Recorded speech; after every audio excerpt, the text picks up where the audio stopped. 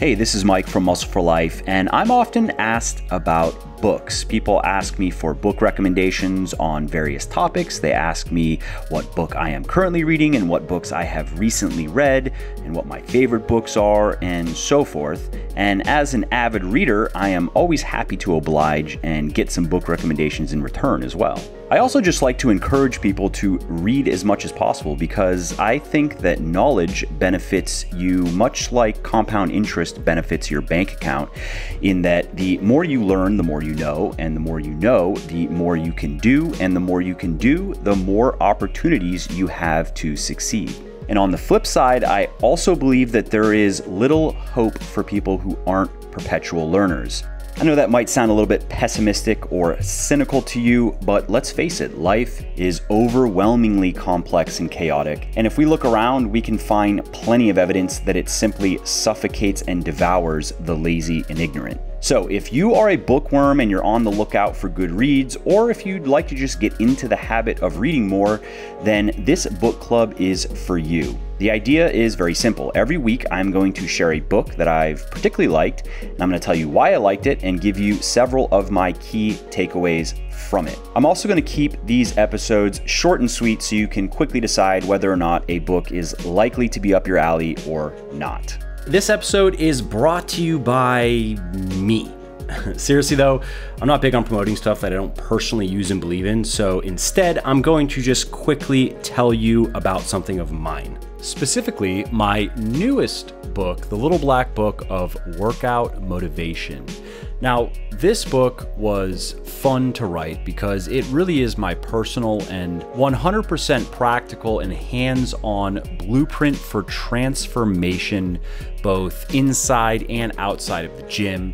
And I promise you that it will provide you with new and valuable knowledge and skills that you will use for the rest of your life. In short, I wrote this book to help you fix the things that are most holding you back from doing and achieving the things you care most about. So if you want to learn how to overcome the mental blocks that are making you unmotivated, unhappy, and unhealthy, then The Little Black Book of Workout Motivation is for you, and you can find it on all major online retailers like Audible, Amazon, iTunes, Kobo, and Google Play. And I should also mention that you can get the audiobook 100% free when you sign up for an Audible account, which I highly recommend that you do if you're not currently listening to audiobooks. I love them myself because they let me make the time that I spend commuting, prepping food, walking my dog, and so forth more valuable and productive. So if you want to take Audible up on this offer and get my audiobook for free, simply go to www.workoutmotivationbook.com/audiobook, click the sign up today and save button, create your account, and voila, you get to listen to my Little Black Book for free. Alrighty, that is enough shameless plugging for now at least. Let's get to the show. Okay, let's get to the featured book, which is Principles by Ray Dalio, who is the founder of one of the world's largest hedge funds, Bridgewater Associates. Now, it is rare for a billionaire legend to take his or her time to carefully outline their own personal operating system, so to speak, for achieving success and fulfillment in both work and life. And that is exactly what Ray Dalio has done with his book Principles. Inside this book, you are going to find many of his ideas and procedures for many different aspects of both his professional and his personal life, ranging from his definition of meaningful work to his recipe for turning pain into pleasure, his prerequisites for deep relationships, his fierce intolerance of badness of any kind, and much, much more. Now, unlike similar books, Principles doesn't try to entertain you with anecdotes or fancy prose or sell you with references to science or history. Instead, it simply presents Dalio's thoughts, experiences, and practices in a very clear and highly organized manner, which is something that I appreciated because it allowed him to share an almost overwhelming amount of high-value information in the book. By the end of this book, I had made a truly ridiculous amount of highlights and notes. I extract all of my highlights and notes into a single Google document after I'm done with a book, and this is one of the longer Google documents I've ever made for a book, if not the longest. Anyways, I also appreciated that Dalio is not one to mince words. He professes an unwavering fidelity to discovering, facing, and embracing the truth, and he communicates in this way as well. His goal is not to make you feel better about yourself or help you justify your shortcomings, but to challenge you to change your core beliefs, attitudes, and behaviors for the better. I also found his personal story rich and inspiring, and especially the period immediately after his first downfall. So imagine this for a minute. You and your growing team of colleagues have spent 8 years working tirelessly to build an investment firm, which is well on its way to becoming a thriving enterprise. And you've also established your reputation as a rising star in your field. And then, in one very public and very humiliating death blow, you lose it all. And in a very embarrassing way by betting the entire farm on a market downturn that just never comes. And soon after that, you have nothing. You've had to lay off all of your employees, and you are borrowing money from your dad and selling your second car to feed your wife and 2 kids. Now, what would you do? Well, I won't spoil the rest of the story for you, but Dalio not only didn't give up, obviously, he applied one of his primary principles that he touches on multiple times in the book to turn that catastrophe into an invaluable learning experience that led directly to his development of a revolutionary new type of investment strategy that would catapult him to greater success than ever before and really set the trajectory for the rest of his life. So if you are looking for powerful but unvarnished and sometimes unpalatable advice on how to achieve more happiness and more satisfaction in your life, then Principles is for you.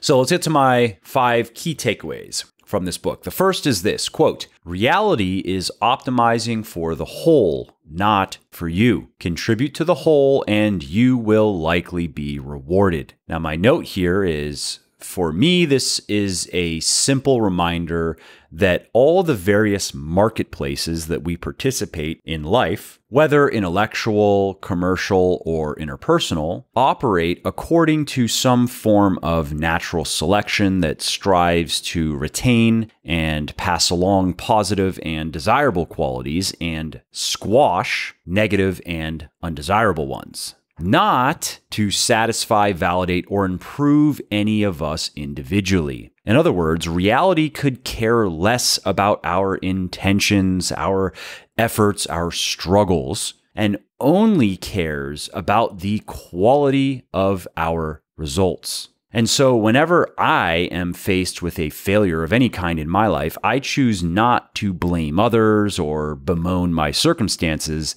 but to assume that I should have and could have done better, that there is a lesson to be learned that will help prevent similar failures in the future. Okay, takeaway number 2, quote, "I saw that to do exceptionally well, you have to push your limits, and that if you push your limits, you will crash and it will hurt a lot. You will think you have failed, but that won't be true unless you give up. Believe it or not, your pain will fade and you will have many other opportunities ahead of you, though you might not see them at the time. The most important thing you can do is to gather the lessons these failures provide and gain humility and radical open-mindedness in order to increase your chances of success. Then you press on. So my note here is, much has been said about the importance of overcoming the fear of failure, and for whatever they're worth, here are some of my knee-jerk thoughts on the matter. First, as I said in my recent episode on the importance of necessity, I wholeheartedly believe that in order to escape the universal pull toward decay, entropy, and create and sustain anything worth having in life, whether we're talking a body, a career, a relationship, or even a society or planet, we have to, each and every one of us, learn how to run faster than we ever thought possible. And doing that means that, yeah, we're going to stumble and we are going to fall sometimes. And yeah, it's often going to hurt. Nobody in the history of the human race, no matter how brilliant or talented or accomplished, has avoided this, and neither will we. And I think that's fine, because who wants to die without a few emotional and psychological scars anyway, right? What are we really afraid of? To quote Fight Club, it's nothing anymore to have a beautiful stock body. You see those cars that are completely stock cherry right out of a dealer's showroom in 1955? I always think, what a waste. Furthermore, whatever's happening or hurting today will always seem like a much bigger deal than it will in the future. In fact, eventually it will probably be completely forgotten. My final thought here is we are ultimately judged in this world by our results, not by how sloppy or bumbling the process was. In other words, so long as we can emerge victorious, nobody cares how many mistakes we made along the way. Takeaway number 3, quote, view painful problems as potential improvements that are screaming at you. My note here is I liked this because it forces you to stop playing the helpless victim and empower yourself to find solutions. And when you can do that, when you can begin to view trying situations or circumstances as puzzles that once solved will provide you with both short and long-term value in the form of immediate pleasure and practical experience, it is far easier to find the energy and motivation to solve them. Takeaway number 4, quote, it seems to me that if you look back on yourself a year ago and aren't shocked by how stupid you were, you haven't learned much. And my note here is things either get better or they get worse. And if we are not continually educating and improving ourselves, it is very safe to assume that we are continually getting dumber, lazier, and quite frankly, less valuable as people, even if by small degrees. Therefore, a simple but very effective way to assess which direction we are generally heading in is to periodically check ourselves against this benchmark of Dalio's. Okay, my 5th and final takeaway, quote, the courage that's needed the most isn't the kind that drives you to prevail over others, but the kind that allows you to be true to your truest self, no matter what other people want you to be. And my note here is, we live in a society that is full of now you are supposed tos that stretch from the very beginning of our lives to the very end. So I have a lot of respect for people who are willing to reject the expectations of the status quo and go discover and pursue what is truly meaningful to them. I've also noticed that almost one for one, the most fulfilled and satisfied people that I know have done just that, regardless of their level of material success. Hey there, it's Mike again. I hope you enjoyed this episode and found it interesting and helpful. And if you did and don't mind doing me a favor, then please do give this video a like and leave a comment down below. Not only do I like to hear from everybody and I jump in and reply to as many comments as I can, it also helps other people find their way to the show and learn how to build their best bodies ever too. And of course, if you want to be notified when the next episode goes live, then just subscribe to my channel and you won't miss out on any of the new content. Lastly, if you didn't like something about the show, then definitely shoot me an email at mike@muscleforlife.com and share your thoughts on how you think it could be better. I read everything myself and I'm always looking for constructive feedback, so please do reach out.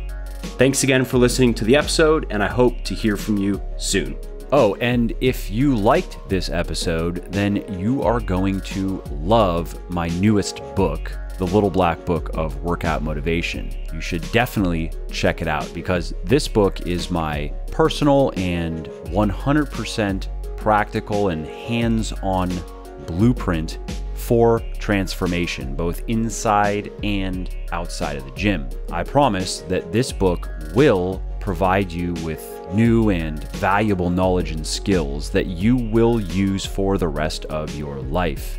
In short, I wrote this book to help you fix the things that are most holding you back from doing and achieving the things that you care the most about. So if you want to learn how to better overcome the mental blocks that are making you unmotivated, unhappy, and unhealthy, then the Little Black Book of Workout Motivation is for you. And you can find it on all major online retailers like Audible, Amazon, iTunes, Kobo, and Google Play. Now, I should also mention that there's an audiobook as well, one that I recorded myself. So if you like listening to me talk about this kind of stuff on the podcast, then you'll definitely like listening to the audiobook. And you can actually get that audiobook 100% free when you go to www.workoutmotivationbook.com/audiobook and sign up for an Audible account. Now, I myself love audiobooks and highly recommend them to everyone because they let you take downtime that you spend commuting, prepping food, walking dogs, stuff like that, into something more valuable and productive. So if you want to take Audible up on this offer and get my audiobook for free, simply go to www.workoutmotivationbook.com/audiobook, click on the little sign up today and save button, create your Audible account, and voila, you get to listen to my Little Black Book for free.